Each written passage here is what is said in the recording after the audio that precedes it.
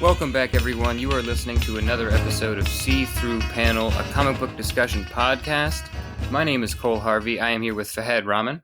Hello, everyone. Today we're going to be talking about, I believe, a brand new book still coming out called Genu, and Fahed's going to tell you all about that. Okay, sure. So Genu is a 5-part literary sci-fi graphic novel series written by Tommaso Tedesca, Alex Franquelli, and Giulio Tomasi. It's illustrated by Alexandra Fastavet and lettered by Francesca Colasanti. Genu Volume 1 was released in April of this year. It was published by Marcosia Enterprises. And the blurb of the comic is this: we, Homo sapiens, represent the evolutionary zenith of the genus Homo. We have created scientific and technological miracles in less than 300,000 years. Before us, however, another Homo species lived on Earth for almost 2 million years. That species was Homo erectus. Yes, you heard about them. You know, those grotesque cavemen whose greatest technical achievement was carving stone hand axes, or was it? So that's kind of the blurb. Do you want to kind of start off with your kind of initial thoughts about the series, Cole? Yeah. Okay. So we have received from the very generous creators the first 3 volumes, which is awesome because apparently the 3rd volume just got finished just a few days ago, I think. So Yes. We got that just in time. Yeah. So we're out of. They're hoping to make it 5, I believe they said, right? 5, and then turn that into a graphic novel. Oh yeah, yeah. That sounds like what the plan is. Yeah. So we're a little over halfway. My just very basic reactions at this point. I thought it was really good. Like, I thought it was, in terms of some of the stuff that we get shown to us, just like super indie stuff, this was really high up there. Like, I think this is almost on the level where you could see this at a comic store. I enjoyed it thoroughly. I have a couple issues, as we'll get more into it, just a couple specific things. But yeah, I thought it was one of the best offerings we've had that someone has sent us since we started. Yeah, so in terms of stuff that's been submitted to us for review, I think this is kind of on the higher end of the in terms of both the writing and the art quality that we've received. It's a pretty good sci-fi story, I think.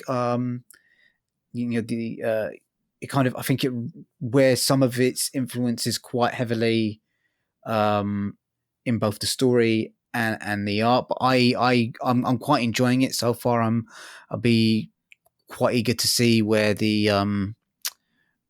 they kind of like take the characters and the plot in the last two volumes. Yeah, me too. I think it's hard to review this without it being done because I'm a bit lost. Like, I know what's going on, but I'm a little bit lost in the story, and I think that'll most likely be resolved if I were to read the last 2 volumes.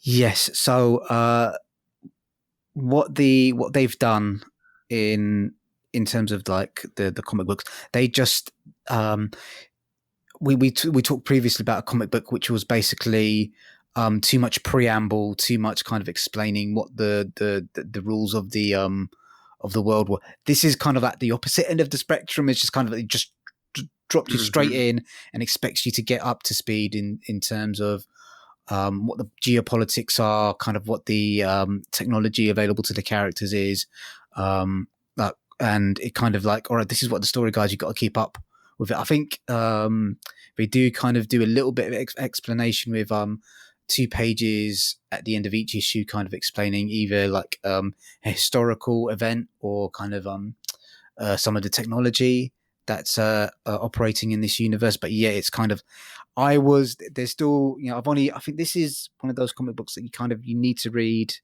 maybe 2 or 3 times to kind of actually understand everything that's going on in it. Yeah, I think I'd probably agree, which is fine. Like, I've read a lot of comics like that. Like, when we talked about Monstrous, we talked about how There was a lot of world building, and it wasn't all fully explained right at the beginning. But we both really enjoyed Monstrous. Yes. And there's also that with a similar thing to Monstrous. Even I didn't think about that.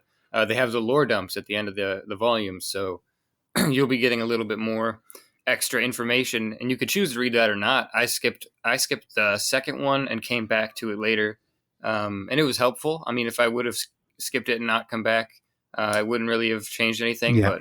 But um, I think the only issue in terms of the larger narrative for me is that it feels like we have a lot of disconnected parts that will clearly become a whole. Yeah. But right now, I feel like they're so disconnected that I'm losing story in between them. Every time we jump around, I'm losing Yeah, something. I would not disagree with you on that. I think for a five-parter, I'd expect a lot to understand a lot more of what is going on by the time we reach the third issue, in terms of kind of like um, kind of what the conclusion is kind of like aiming for. So my concern maybe is that they're going to kind of rush what's going to happen Hmm. in the last two issues, or I don't know if they've got plans to kind of expand it beyond that. Yeah, I'm not exactly sure. And we should say the three issues or volumes we've read are like double size for a comic, so they're usually about 50 pages, Yeah, something like that. So you're at the end, it's going to be about 10 issues of comics, and each volume is broken up into two chapters. So I believe we've read six chapters, yeah, unless one of them was just a single. But yeah, the pacing seems a little off, but it never fully lost me. So yes, I think that is salvageable when they add the ending. They could definitely fix that. yes. I think that's kind of. I think that might be a byproduct of the fact that there's three authors, Yeah, and yeah. that's a lot, man. That's that's a lot of ideas going into a story. So I think yes, that kind of maybe makes sense to me, in kind of in terms of why the pacing might be a little bit off. That said, there is a lot to admire here. I think the characters are really well written. Kind of, they do feel Yeah. like it never feels like the plot is pulling them along. It's things are happening to them, and they're kind of reacting organically and trying to be proactive in terms of what happens to them as well. I I actually think they're pulling the plot along. Yeah, Like when you said that, the only thing that was really keeping me in the first volume before I was fully immersed was these characters that are very interesting, and you don't know, like you don't know who's going to live or die because you're not exactly sure who the main characters are. They have a decently sized cast, but I think they're the main pull here, and with poorer dialogue or less interesting characters, I might not have finished it, yeah, but once you get through that second volume, I think there's enough plot there to really pull it through. But yeah, I would yeah, agree with that. yeah. So I mean, let's start with kind of the first first issue. So I'm so terrible. I should have written down the names of the characters. So I think there's one of them. One of the boys is called. Is it 07? Is that correct? Yeah. 07. Yes. So the first issue kind of starts off on Mercury, and the first two or three pages is basically very reminiscent of Ender's Game. So I don't know if anyone's ever read or seen the movie of Ender's Game. They kind of these kids playing these games in kind of zero gravity. So that's kind of it's very reminiscent of that. These young boys kind of building this camaraderie by playing this competitive sport, and then we're introduced to what was his name? The guy who is blind. But I cannot recall. I know the woman's name is Julia. Yeah, Julia. That's terrible. Yeah, so I mean, they're kind of there are strong characters. Even I'm struggling to remember. We're struggling to remember one of their names, and this. There was one question that I did have. I didn't really understand. It's Axel. Axel. Okay, that is kind of a typical hero name. There was one question. There was one sequence in early on that I didn't really understand. Um, whether she. So essentially, what happens is that the this colony in, I believe it's Mercury. Is that correct? Hmm. Is hit by Yep. this asteroid shower, and there's supposed to be uh, a space agent kind of monitoring the early warning system, and she kind of ignores the alarm. And I couldn't really kind of figure out whether she did that deliberately or she was kind of being brainwashed into kind of ignoring the early warning system. And it doesn't really make that clear later on in the series either. So anyway, this terrible thing happens, and they're kind of this. I think they're basically saved by this alien that appears on the planet and kind of takes them back to Earth, and then the story kicks on from there. Really, Yeah. The main twist is that it's kind of not an alien, maybe. maybe So it might yes, be, yeah, it might be some earlier race from Earth. yes, On those couple things that you said, I wouldn't. I feel a little bad about not knowing the character names, but I actually had noted that while I was reading it, so I feel a little less like it's on me. It probably still is on me, but I even noted after I finished the 3 volumes that I didn't remember any of the characters' names, even though they were strong characters and I know what yeah, they're about. I couldn't recall their names, so I'm not sure if there was just a lack of mentioning the names. They do it a lot in the first volume, but not a lot after that. yeah, And then um, the woman that ignores the call, I was also a little confused because she's looking at all these monitors, looking for alarms and stuff, and then her like niece or daughter calls, and she's on a phone call with her, and then she looks over at the screen. There's an actual panel where she looks over at the screen, and it shows a bunch of asteroids coming for Mercury, yeah, and she looks right at it and says that she's muted it. So it kind of looks like she's done it on purpose. I think there's probably something there, and then the most recent volume has also gone back into that character. yeah, Um, so yes, there must be something there.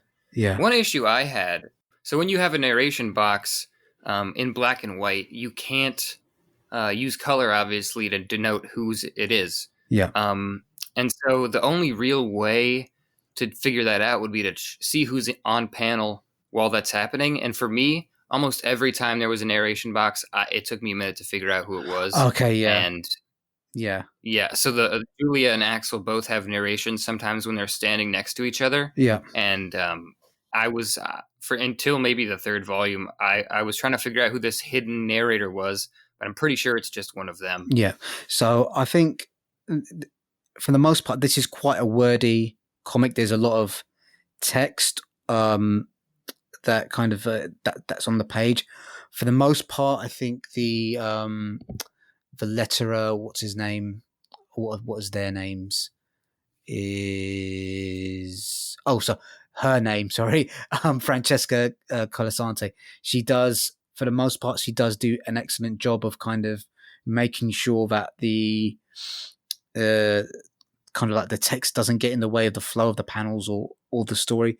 But yeah, I do agree that there were times where I she kind of changed the format of the speech bubble. So there's sometimes where the character's speaking with an actual speech bubble, and then there are other times where it's just kind of like a line going to some text, and that took a little bit of time Hmm. for me to kind of get up to speed with. I was like you at some points a little bit confused as who was speaking to whom. So yeah, but for the most part, for a comic book that has got as much words on the page as it does, I think she does a pretty fantastic job, really, of making sure that it doesn't obscure the art too much.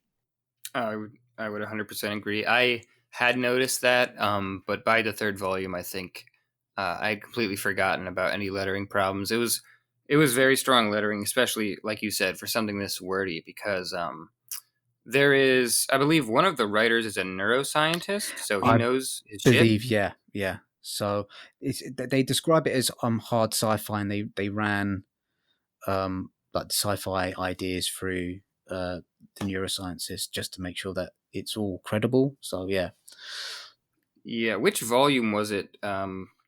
that basically opens like it was a little bit like being in a classroom. It started with a classroom, obviously, but it was a lecture. I think that's And I volume thought that two. was cool. That was volume two. I Yeah, think where we get introduced the to the professor. like a genetic Yeah, scientist or yeah, something. Yeah, that was a bit exposition dumpy to me. Um, that dialogue there, it was a little. I mean, it was very accurate to being in like a lecture hall, getting a yes, lecture. But as a reader, I thought that it was could have been done maybe a little bit more interestingly. But also, that character is just super interesting. So after you have gotten past the big wall of text, um, it's I mean it's very very interesting stuff, and you're going to need that information later. So I didn't really have an issue. But yeah, most of the things I noticed, I kept feeling down on this, and then like 3 pages later, I'd be like, "Oh, that makes sense why they did that." So everything was, I don't know, it was hard to explain. Very interesting, back and forth for me. yeah. I think for me, what kind of kept me pushing on was like the strength of the art. Um, it's in black and white and grayscale. The characters are all unique and very engaging and pleasant to look at. The the sci-fi world in which the story takes place has um, got a really clean kind of look, but it's also kind of like practical and not sterile. The world, so it's for me it was a very pleasant book to look at, and when I was struggling a little bit with the text, I'd just look at the pictures and kind of that would help me get my focus back into reading the story. Yes, the art never loses you, I would say. Yeah, There was a time or two when he would stack. I don't know if you're like big into this, but there's left hand panel stacking, which is kind of a common issue for storytellers in yeah, sequential. So he did that a couple times where he'd stack some panels on the left side, but your eye would kind of you'd have to go left, right, yeah, which can be an issue. But I mean, this guy is I'd say he's pretty much at a professional level. yeah, There are many instances where he takes some crazy angles. Like even, I think it's the first volume.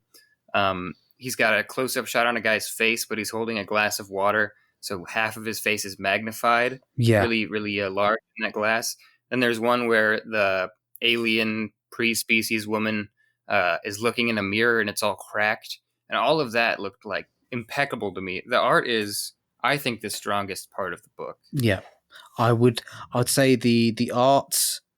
I think the characters are all really strong.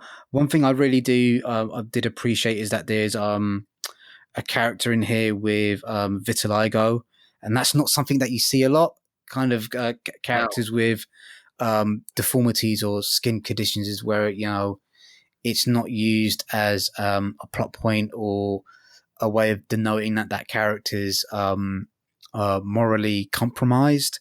So I really appreciated that. So I think the art, the characters, and I think the lettering as well as someone who's kind of exploring how to letter um, their own works is something I really appreciated as well. And obviously, I think the world is very very engaging to kind of like be involved with as well. yeah, there is some interesting sort of geopolitics, like you mentioned earlier. So, on top of just the characters, the world is like you have different factions. It seems like we have maybe some type of rebel faction, kind of burgeoning out. What was it? Oh, about the Vitiligo. The cast is very diverse in this, without being preachy, which I really appreciated, because a lot of times in mainstream comics even you'll have a diverse cast, but they will remind you constantly how diverse they are and stuff Yes, like that. yeah, And this is so natural. There's a blind character, a kid who's born on Mercury, so I guess he's Mercurian, and yeah, then yeah, an African American woman with a skin disease. And none of it is pushed, and none of it is. It's very impressive stuff yeah. how they managed to do that. And our kind of like a main villain, for lack of a better word, is this. Um, avatar of this corporate greed who's ostensibly, I think we can say he's maybe Chinese or Japanese, something like this, and he's Yeah. just this. I think Chinese Confucian. I think is the way he looks to me. So I think Yes. Chinese would be the most apt description, and he's just this um, scheming, avaricial kind of like capitalist avatar of someone who's constantly wanting to see how he can manipulate the populace into getting what he wants. So it's kind of this very, I don't know what the right word is, but it doesn't seem like there's a democratic state operating in this world at all, and there is like a rebel faction that's trying to spread information about this is actually how the world works in this particular story as well.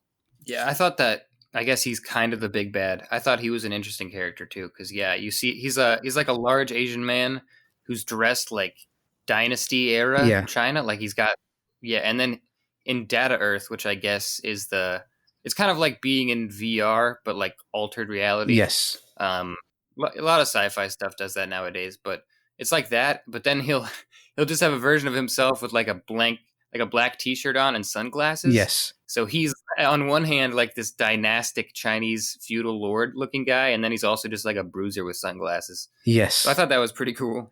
Yeah. That sequence where he's talking to, I think, either different aspects of himself or different versions of himself, kind of that are based around the world, or maybe even past iterations of himself. I thought that was a lot of fun, and I'm kind of hoping Same. they bring that aspect back, where he's kind of like trying to, at one time, kind of he's arrogantly boasting about what he's achieved, but he's also sniping at at himself about kind of what the other one has or has not done. So found that quite a kind of a it was both of humorous, but it's also kind of a unique way to kind of get inside the head of the head of a character. Oh, very yeah. I definitely thought that when I was reading it. It's a very cool way to like see different angles of the same character because they're all talking to themselves. Yes, yeah.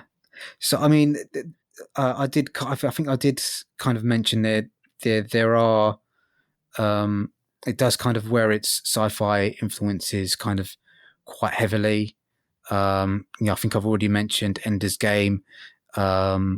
The other one that I noticed was that when they have the visions of the tower, the spaceships or the flying craft in those visions looked quite a lot like the spacecraft from Flight of the Navigator. I don't know if you've seen that. You might be a little I have bit too. not.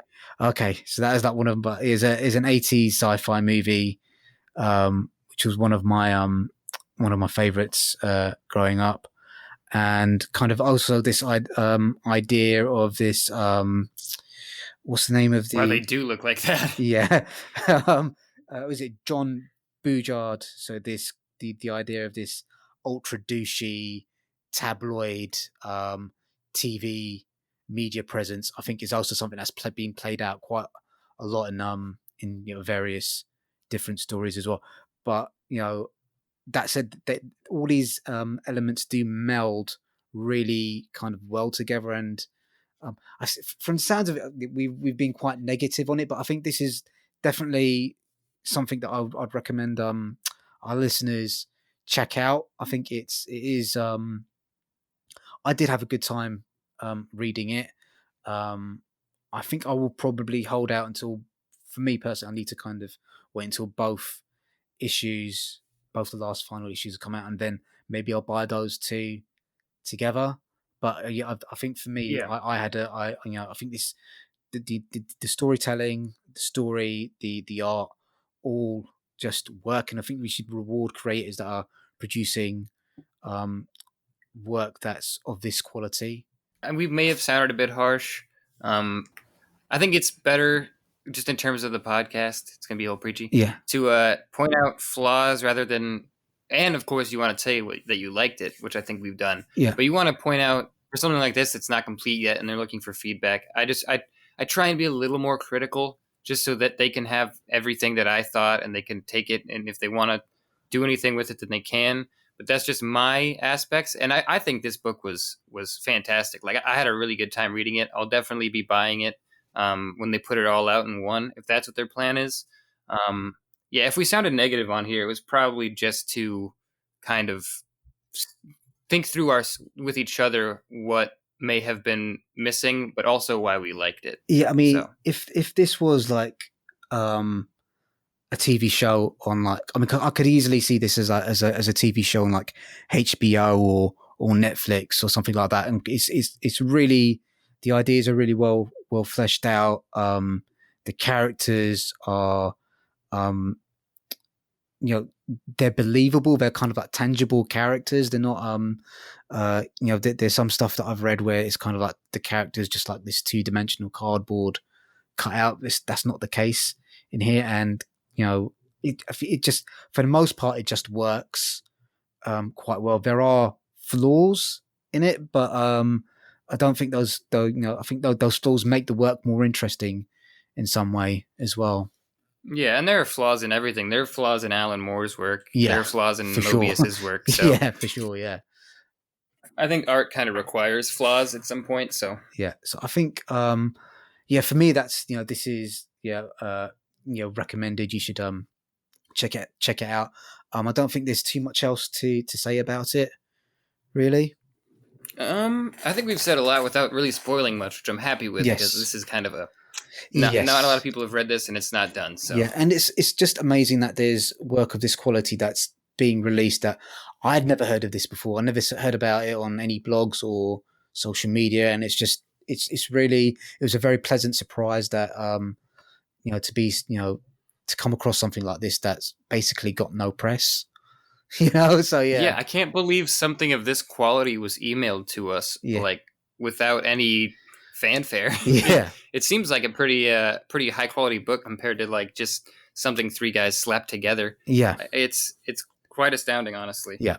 All right, well, I think that's probably about it. That's probably about it. I think we're just coming up to 30 minutes. I think that's a pretty decent amount of time to spend talking about 3 issues of an uncompleted comic book. Yeah, I think that's pretty good. Do you want to mention about the tip jar, Cole? So if you like this show, you enjoy what we talk about, you like hearing about some indie comics you probably never heard of, consider donating to our tip jar. It's just a quick, easy way for you to support the show. It keeps us motivated, keeps us making these episodes, paying for comics when we have to. So we'd really appreciate if you guys would do that. If you're listening on YouTube, just throw us a like, add a comment if you feel like talking. We'll chat back. If you're listening on Apple Podcasts, reviewing us would be fantastic. I'd really appreciate that. So I think that's about it. Yeah, that's about it, guys. We will let you know what we're reviewing on the next episode as soon as we know what it's going to be. Thanks, guys. Thanks, guys. Okay, see ya.